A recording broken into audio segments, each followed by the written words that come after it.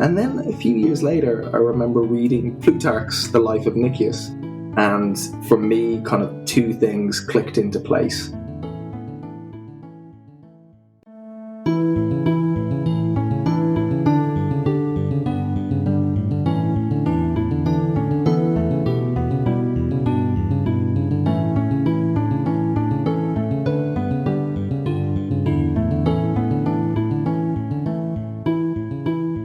Welcome to Lesche, a podcast on new ideas in ancient Greek studies. I'm your host, Johanna Hanning, and I'm a classicist at Brown University. In classical Athens, there was a remarkable conceit that tragedy somehow had the power to save the city. In Aristophanes' Frogs, which premiered at the Athenian festival of the Lenaea in 405, the character of Dionysus poses a question to Aeschylus and Euripides in the underworld. How might Athens assure its own salvation? Soteria. In the final scene of the play, Dionysus explains to Pluto that he came down here for a poet so that the city might be rescued and lead its choruses. This conceit of tragedy as civic salvation gets picked up in two of Plutarch's biographies. In The Life of Nicias, we hear that a few of the Athenians who had invaded Sicily during the Peloponnesian War owed their lives to Euripides. And this is what Plutarch recounts in section 29 of The Life of Nicias. He writes, "A few of the Athenians were saved because of their knowledge of Euripides, for it seems that the Sicilians were more devoted to poetry than any other Greeks living outside the mother country. Even the smallest fragments of his verses were learned from every stranger who set foot on the island. At any rate, there is a tradition that many of the Athenian soldiers who returned home safely visited Euripides to thank him for their deliverance, which they owed to his poetry. Some of them told him that they had been given their freedom in return for teaching their masters all they could remember of his works, while others, when they took to flight after the final battle, had been given food and water for reciting some of his lyrics." And then, in his Life of Lysander, Plutarch even goes so far as to suggest that it was a performance of lines from Euripides' Electra that dissuaded the Peloponnesian League from voting to destroy the city of Athens completely at the end of the Peloponnesian War. But let me go back to that last line of the passage from Nicias, the line about how some of the Athenians had been given food and water for reciting some of Euripides' lyrics. It's a striking line that goes by quickly. That line, nevertheless, lies behind the opening of Ferdia Lennon's new novel, Glorious Exploits, which takes place in the immediate aftermath of the Athenians' final defeat in Sicily. Lennon's novel begins, "So, Gelon says to me, let's go down and feed the Athenians. The weather is perfect for feeding Athenians." I was hooked on the book with those very first sentences. Glorious Exploits essentially takes this anecdote from the Life of Nicias and imagines the entire world and an extraordinary story behind it. Set in the aftermath of the Sicilian expedition, or what we should really be calling the Athenian invasion of Sicily, the novel tells the story of two Syracusan best friends and would-be theater directors, Lampo and Gelon. Together, they enlist Athenian prisoners of war who are being held captive in the Syracusan quarries to put on a production of Euripides' Medea. Honestly, I don't anticipate that many novels will be featured on this podcast. But Glorious Exploits is a work of fiction with, I think, the power to make any student of classical antiquity see this chapter of history with new eyes and a reinvigorated imagination. The book certainly drew me back into thinking about that question of the theater's power to save. If not a whole city, then maybe at least some of us. It was an absolute honor and pleasure to chat with Ferdia about his novel, which has been accruing accolades ever since it came out. We were careful not to include any real spoilers in the conversation, so I very much hope that you'll give this book a read, if you haven't already, after you've listened to the episode. Ferdia Lennon was born and raised in Dublin. He holds a BA in History and Classics from University College Dublin and an MA in Prose Fiction from the University of East Anglia. Glorious Exploits is his first novel. It was broadcast on BBC Radio 4 as a book at bedtime, was a Sunday Times bestseller, and was the winner of the Waterstones Debut Fiction Prize this year. After spending many years in Paris, he now lives in Norwich with his wife and son. Just a quick note to listeners that, as ever, I'll be putting a few references in the show notes for the episode. So now, I'd like to welcome into the Lesche Ferdia Lennon, author of Glorious Exploits. The next voice you'll be hearing is his.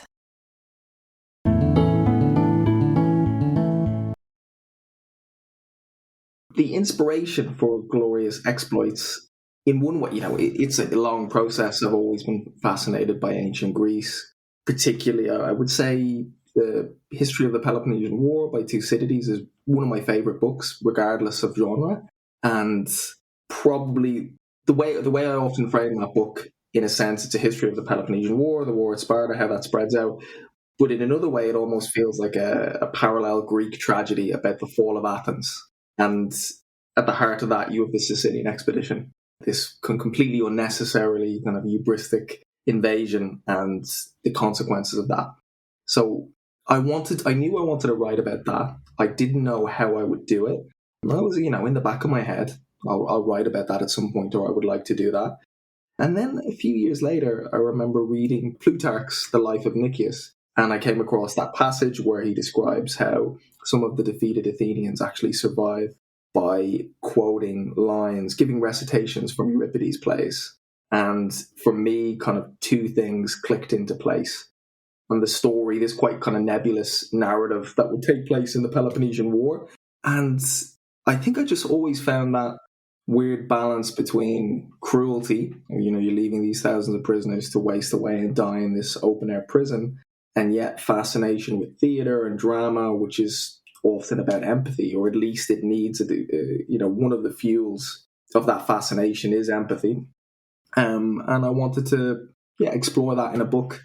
A lot of research, some blind alleys, stops and starts, but eventually I got there. Well, I think one of the things that's so interesting about this book is the way that it just takes this really small line, but a line that I think that so many people, whether classicists or otherwise, anyone who reads the life of Nicias remembers this story, even though it's just a sentence. And you just use that line to open up this entire world. And I was wondering how, you said you had this in mind to write about the Peloponnesian War, and then that everything sort of crystallized around that anecdote. But what was inspiration for this incredibly complex and textured vision of Syracuse that you have? This incredibly cosmopolitan place, and you have so much about the realian of daily life, the objects, the sites, the topography. What sort of drew you to Syracuse and the urban landscape there? What drew me was, I think, the Thucydides and the Sicilian expedition, and that whole section of Thucydides. I love it. I go back to it. I think it's a very powerful, interesting piece of writing. And then when I had the idea for the life of Nicias, I was like, all right, I want to write a book there. Now, how do you go from, and as you said, it's a line or two to a novel. You know what I mean? I remember thinking when I read that line, has no one ever written about this? But no one really had. And I'd read novels set during the period, and they never really dealt with that. But it is only a line. So what did I do?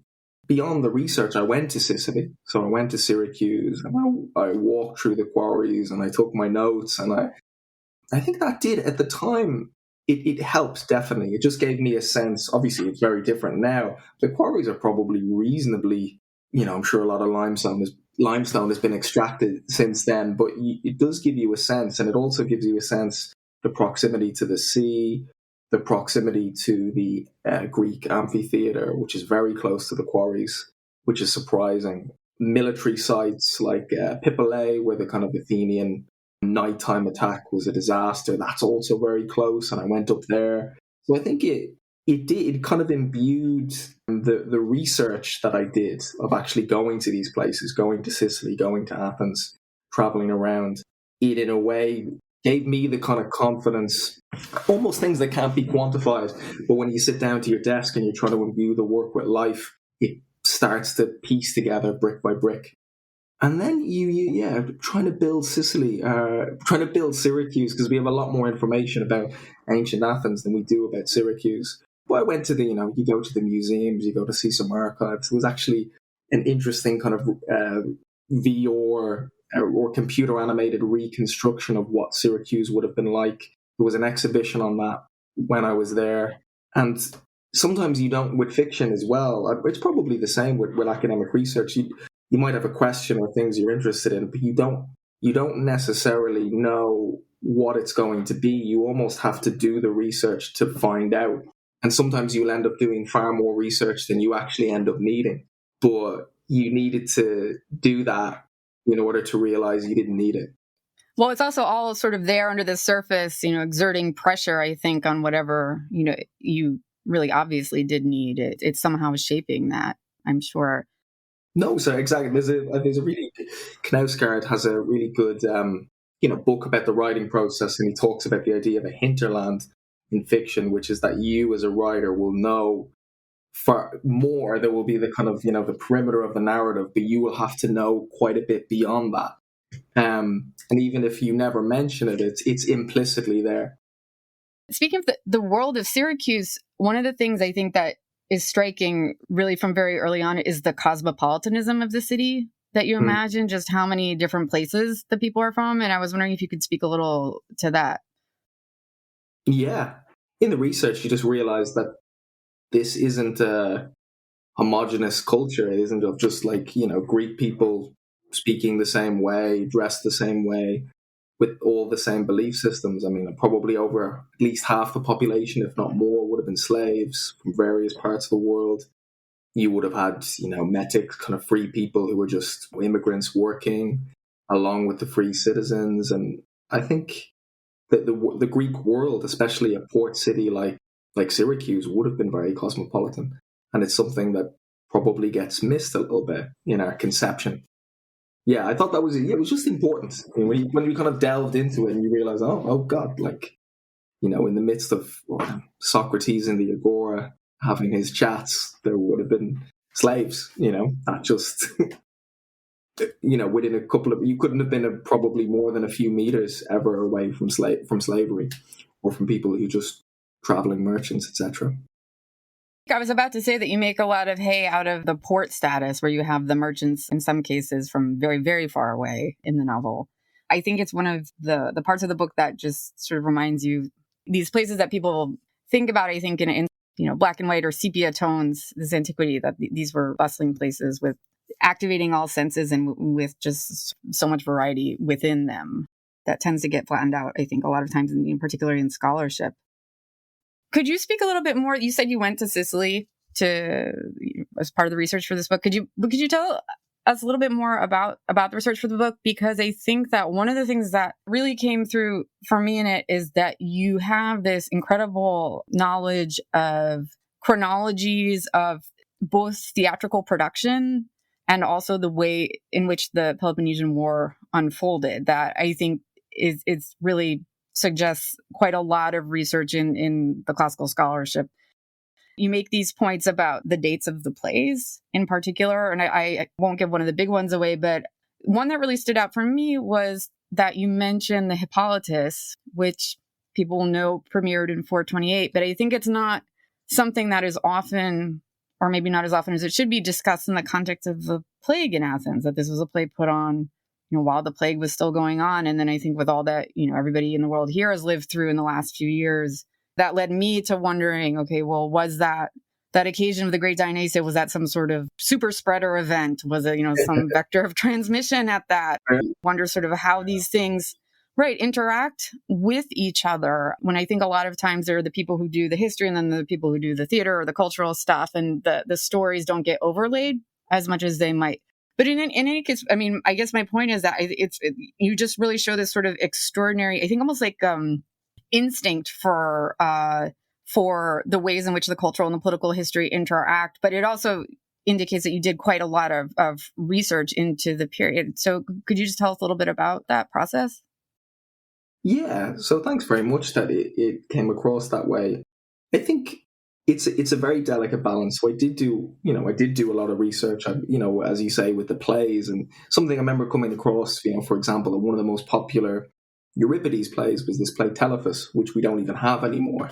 So that sense that, his blockbuster play is a play that we can only just, we don't have it. It's lost. It didn't.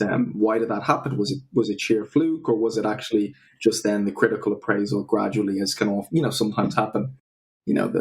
I don't know, like Melville's early books were actually bestsellers, but then Moby Dick becomes the one that survives. Who knows? Yeah, so I had a clear enough idea of the different plays that the main playwrights had written and put on, and the chronology.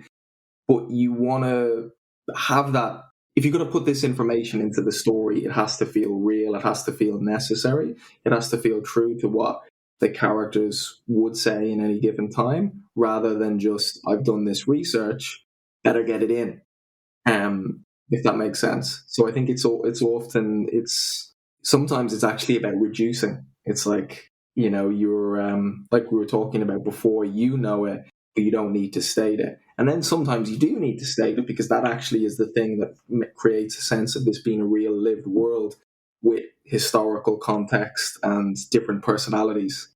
And it's a fine line, I think, for the historical novelist or any kind of novelist, of putting in the detail that will make the scene come alive, that will make the characters seem real, also give you the necessary context and understanding of events and what's happening, but not weigh the narrative down to the point, and also create an artificiality. We've all, I think, I certainly have read historical novel where you're like, you start talking about the buttons on the coat, and the material of the buttons, literally, because maybe the novelist has spent so much time finding out about those buttons, rather than because it's necessary to the narrative.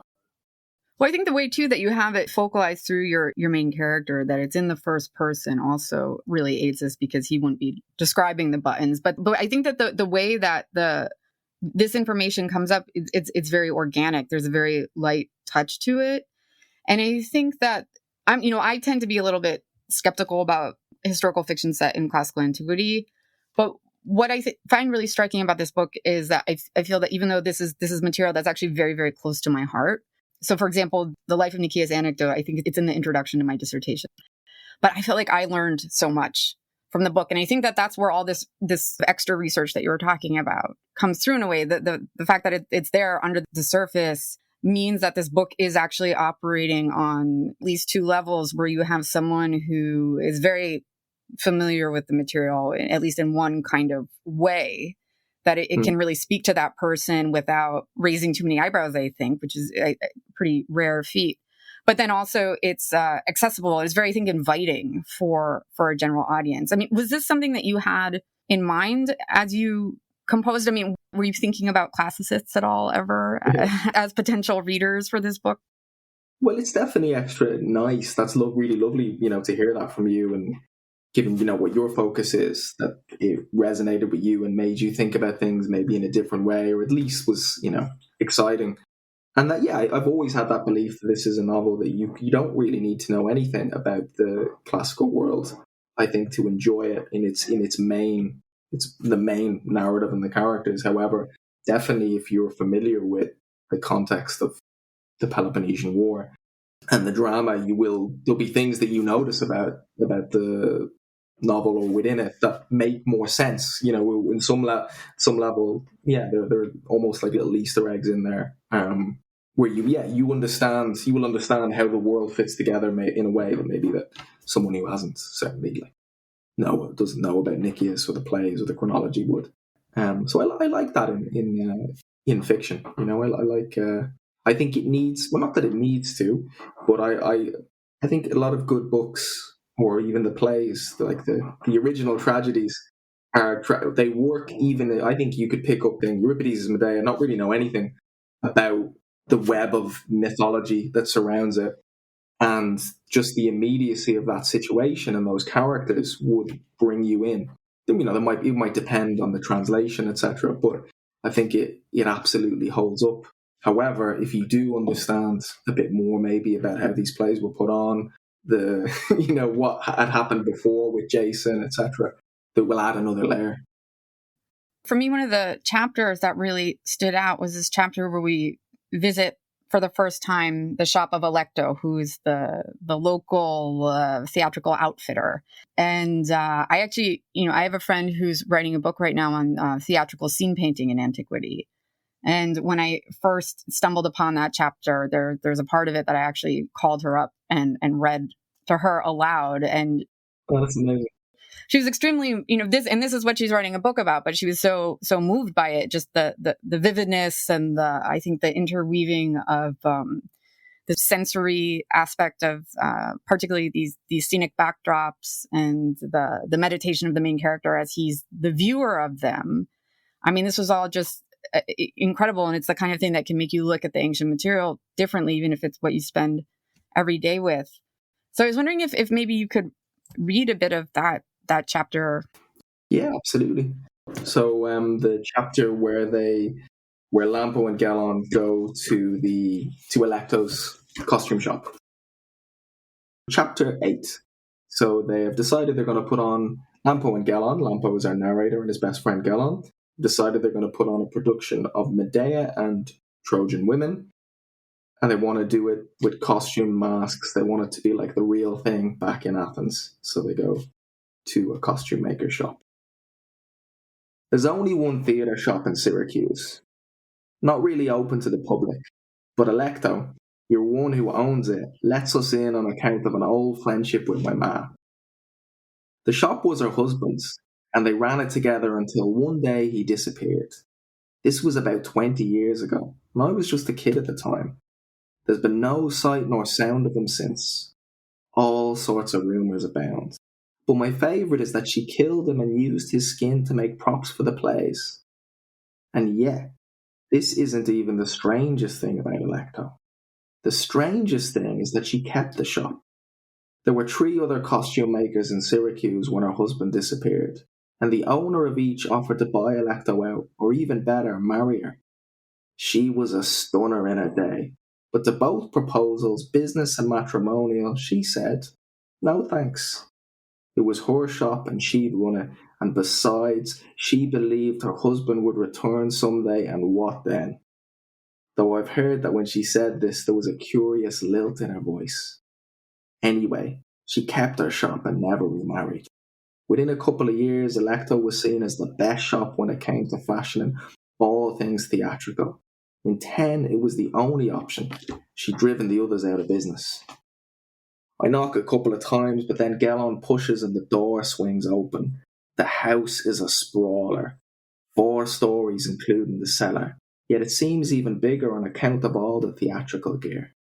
You can't see the real walls, because they're covered with scene paintings from different plays. To my right must be Olympus, rolling clouds and gorgeous sunbeams thick and gold as honey. To the left are the battlements of some citadel, probably Troy, blood streaks on the lime-washed brick like gashes in pale skin, and tiny arches in the towers. It's so well done. I'm almost nervous walking past it. Like if I don't leg it, I'll go the way of Achilles. Straight ahead is the best scene of all, Hades. The river Styx, to be exact. The water green and trembling with faces and limbs rising. It reminds me of those statues at Victory Gate, but more beautiful than them. The light on the water is different from any I've ever seen in this world, yet it seems I know it.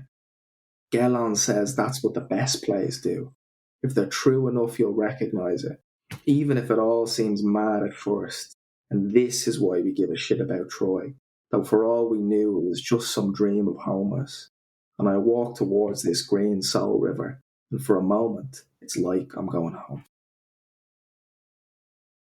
Well, thank you so much for that. It's just incredible to hear you read it, to hear it read aloud, and to hear it in your voice, which sort of brings me to another group of questions in a way, which is just about how you chose this voice. And you touched on it earlier, this challenge of writing historical fiction. And I always sort of remembered this. This is a sentence from Daniel Mendelssohn's New York Times review of Madeline Miller's Song of Achilles. He wrote there that a great problem facing writers who want to update or adapt myth in classical history is diction. How should these people sound? So could you speak a little bit to the choices that you make in terms of voice? And was it something that was obvious to you from the start, or was it something that emerged along the way? It was a mix of both. I think often with writing, it's a blend of the intuitive and then consciously, choice making and more kind of like active, logical note taking, and then just following your instincts and seeing what works. So I remember the novel came to me with that line. I had the basic premise, but I didn't know my way into it.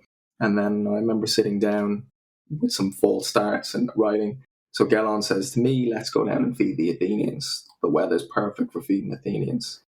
And it was, I had a glimpse of a character that I recognized. And I suppose in a way what I did was I took certain people like from Dublin or that I grew up with, and I used that to make it real for myself. Because obviously I'm not going to write it in ancient 5th century, Greek or Syracusan version of Greek. Anything that you do is going to be inaccurate. And there's going to be a certain degree of, well, why that, as you say, why that diction, why that choice? What made sense a little bit. So I was like, these people are sounding like Irish. What does that make? I've never read that before. Does that make sense? And then I thought a little bit about it. Syracuse was an island. It had been colonized a few hundred years before by kind of mainland Greek colonizers. Obviously, it's a bit different than the British style of colonialism, but, there are parallels too. And it made sense to me that the Greek spoken there would be a bit different. And in the way that Hiberno English is a little bit different. And also it gives you a sense of that multiculturalism. The Greek world isn't just this kind of, homogenous blob of, theatre and democracy. And I think what we all envision, the typical, the default way of presenting people from that period, or even the Roman period, is with this kind of very ORP British BBC meets, Brideshead meets Downton Abbey style. And, there's probably a lot of reasons for that. There's almost a sense of Britain kind of, or a certain class of, British person kind of feeling we are the inheritors of ancient Greece is this, and we are the inheritors of it. Not the Greeks, us. And I think that impacts the way it's presented. And, as an Irish person with my own, we have our own kind of history, etc. And I didn't necessarily want to just take that wholesale and replicate it. I wanted to make it my own. But also I feel that actually makes sense. I think it makes more sense in a way. I really love what you said about the way that if Athens is kind of the default we think about when we think about Greece, maybe if Athens is the BBC English, then that Syracuse is sort of displaced from that a little bit, because I think that, in a way, one thing that I just thought of a little bit as I was reading it, and not to say in any way that it's the same thing or something, but I almost felt like it rang for me that sense of familiarity yet Hiberno difference, that seeing like a Martin McDonagh production or something like, the Banshees of Inisherin or something, is that kind of evocation of the local way of speaking. And I think it's incredibly well fitted too, also to the sense of humor that you bring to it. And I was wondering if you could speak to that a little bit, because it's so arresting, I think, to see, and also that this sort of Irish sense of humor brought to this material. When again, I mean, you talk about the typical British productions or the, some I Claudius version of speaking in antiquity, that they're just so earnest. And I think in a way that's one of the things that tends to put me off a lot of the historical fiction around antiquity, is that earnestness. Yeah, I think that's a good way of describing it, very earnest. Yeah, this sort of stilted kind of, way that you don't imagine people going home and talking to their mom and dad like this. And so maybe you could speak a little bit more about Lambo's particular voice and his sense of humor and his take on the world.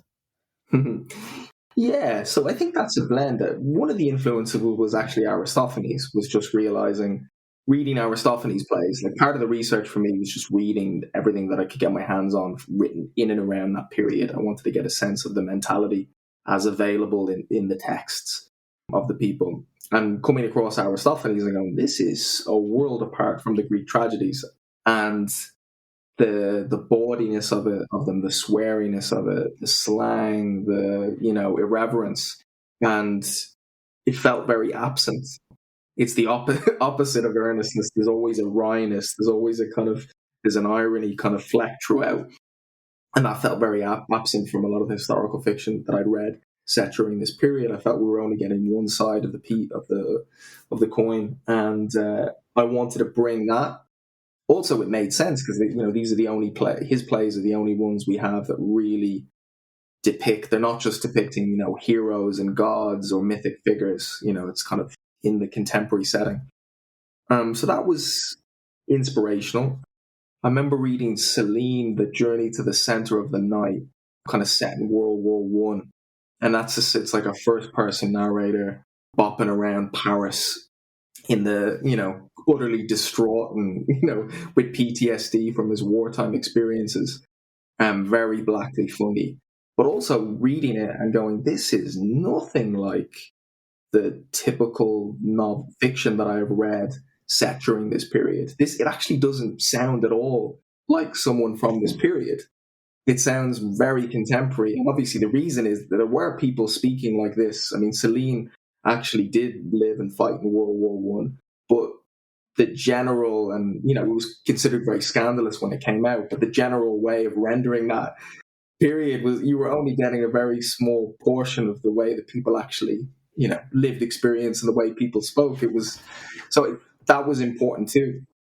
And then, of course, just Irish literature, growing up in Ireland, the specific Irish sense of humour, that's my own lived experience. And all of these things, the people that you meet, the people that you grew up with. Lampo was a kind of character that I understood and knew. He wasn't based on any specific one person. And that kind of goes through the, you put together all of the research, all of the different influences, and then you kind of, you get that kind of voice maybe.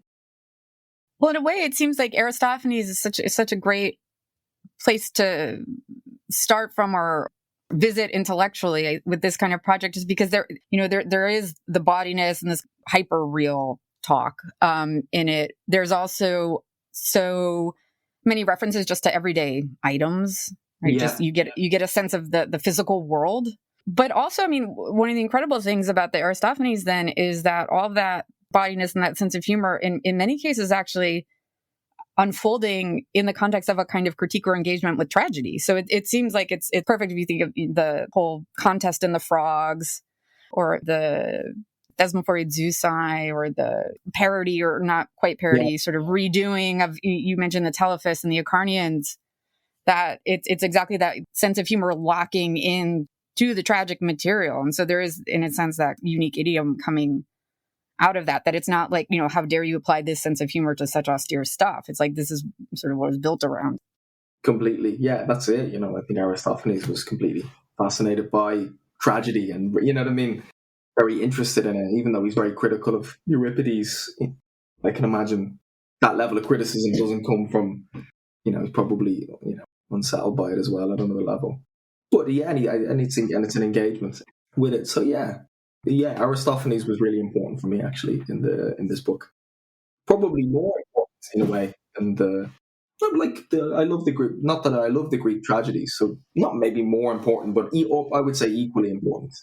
Yeah, I was going to say that, from Aristophanes, you get this sense that there is, something called tragedy, which is comedy qua commentary on tragedy, and that you can't really, that these genres just don't exist in isolation from each other.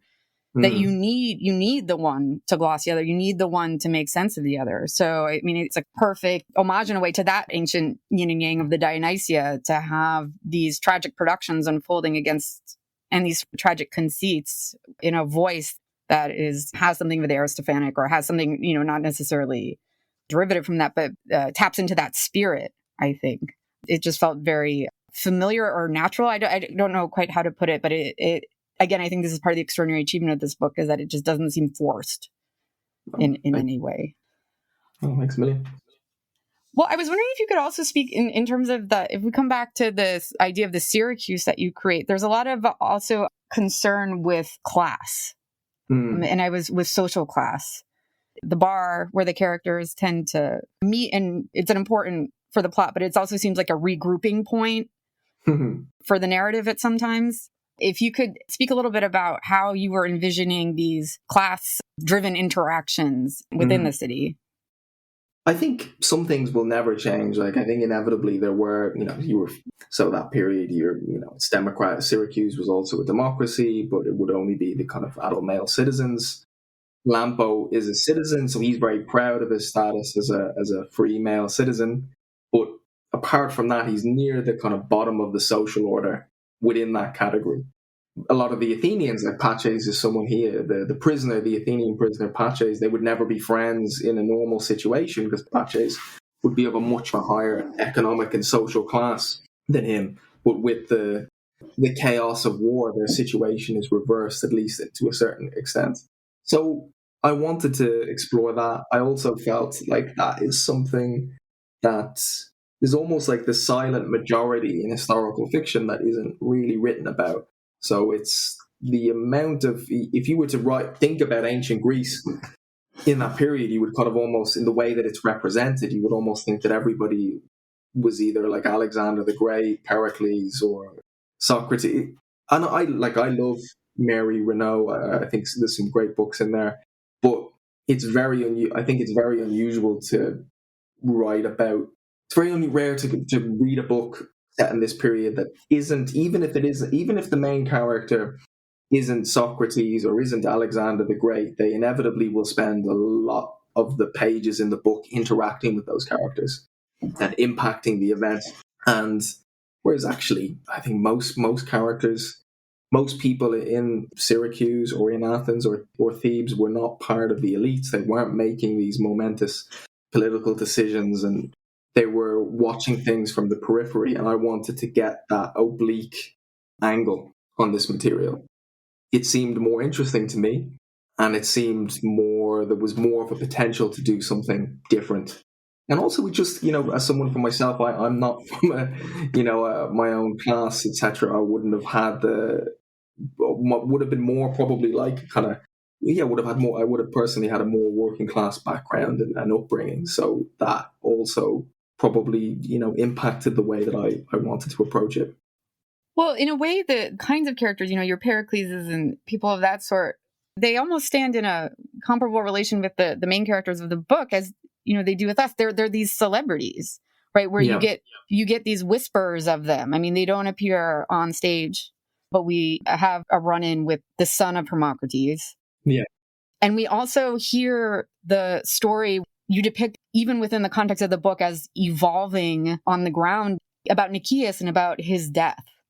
Which I think is a very arresting moment in the book, where Lampo runs into a tour group.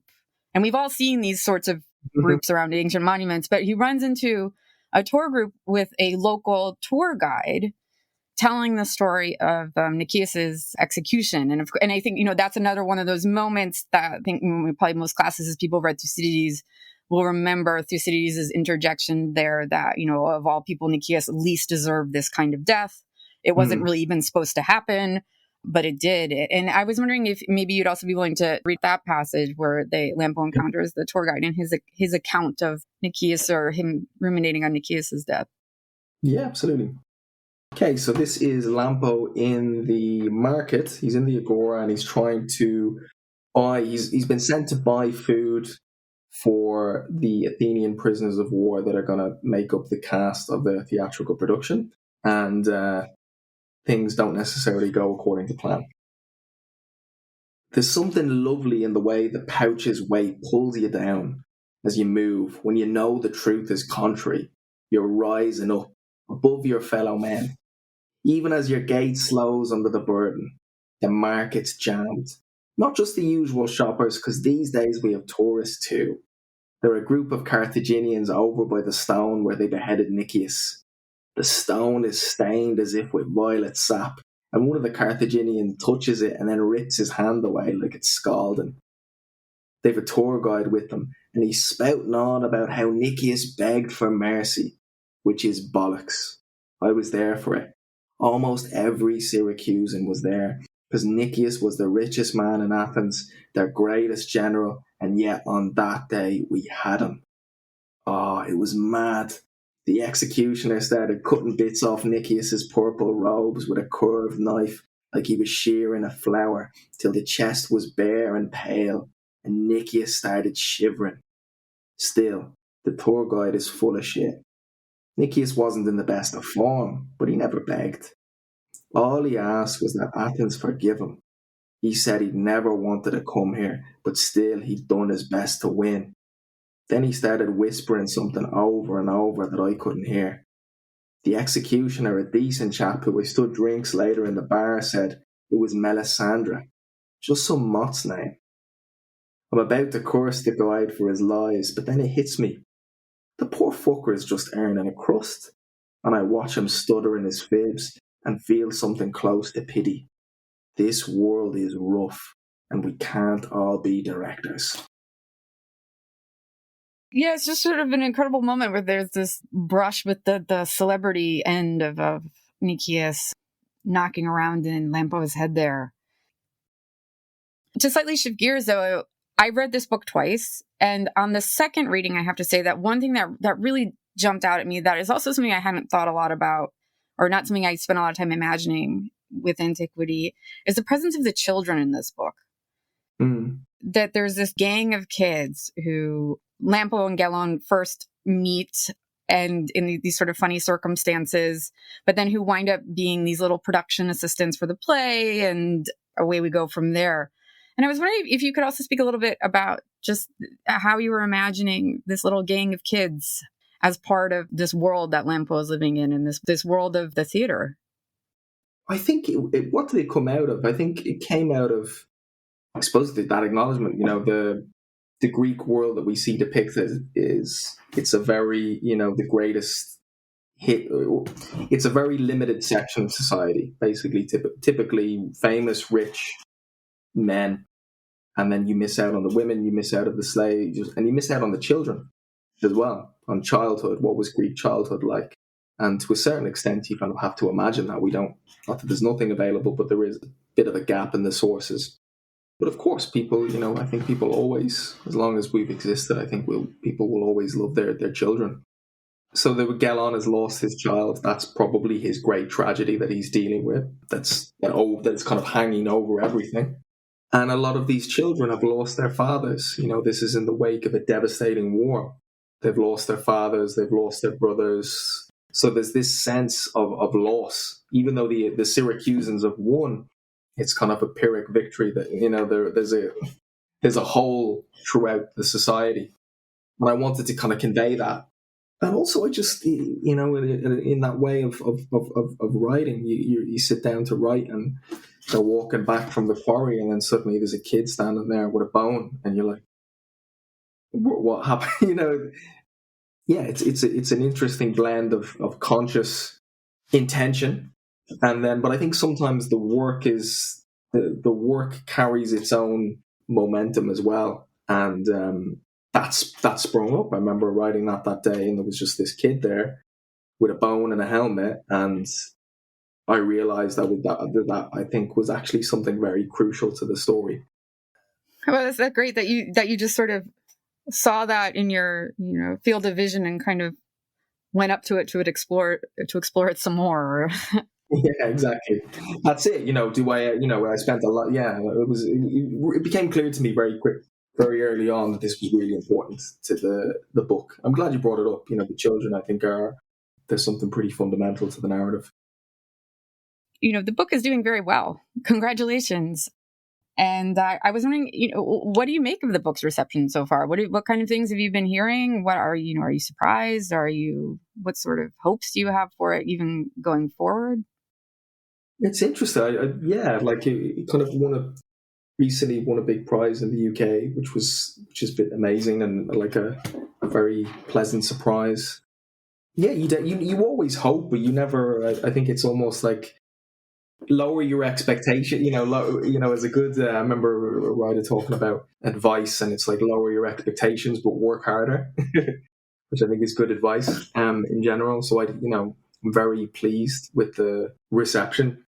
I always believed in the book. I mean, this book took a long time to write, and I did always believe in it, and I'm very proud of the book. But you never know what's going to happen. It's a very kind of vulnerable place when you finish something and you send it out, and you don't know what's going to happen.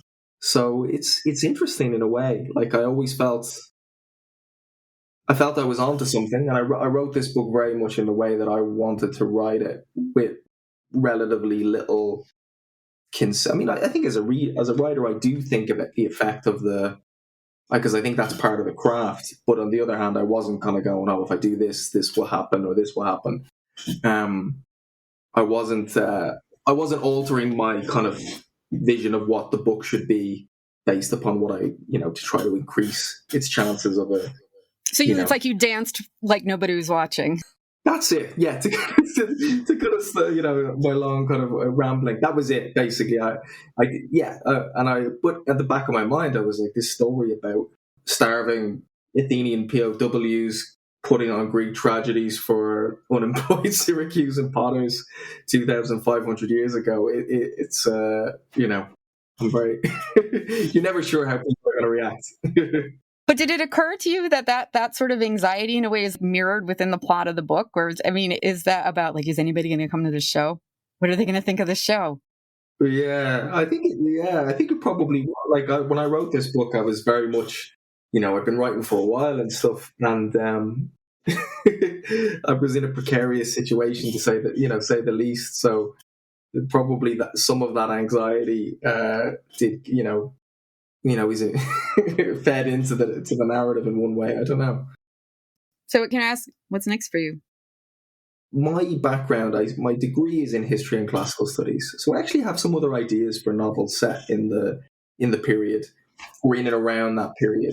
I had a few ideas, and Glorious Exploits was the one I did first, but I don't think the next one is going to have a classical setting. It will be historical, but it's going to be a bit later. And it's going to be 14th century France, so big jump.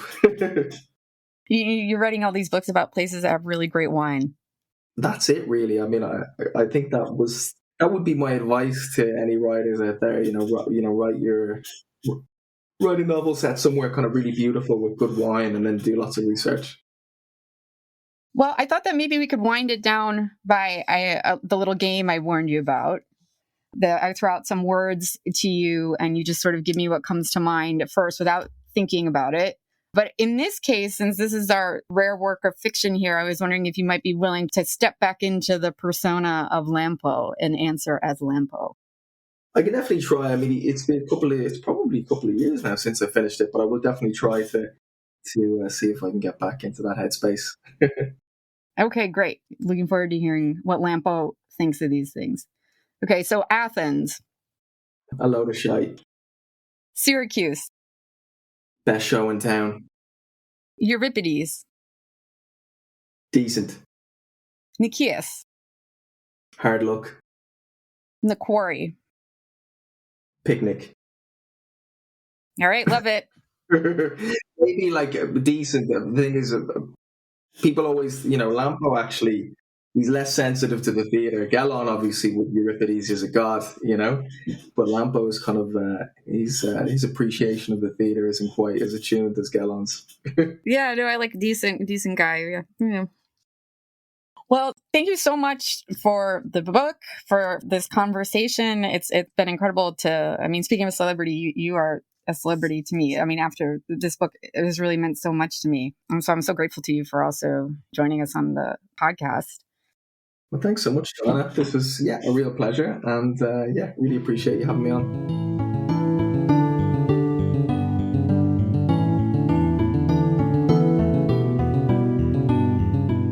Thank you for joining us for this episode of the Lesche podcast. And special thanks for their support of the podcast to Brown University's Department of Classical Studies and the John Carter Brown Center for Advanced Study. Don't forget to subscribe to the podcast so you never miss an episode. We look forward to you joining us again soon here in the Lesche.